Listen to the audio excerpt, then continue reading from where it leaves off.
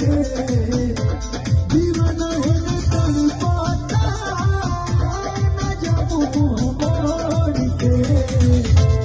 गोली चढ़ी जात बाड़ू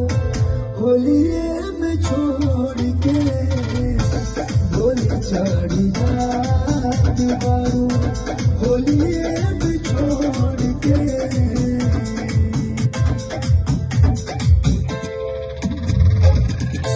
बोला न जान के रंगवा लगाए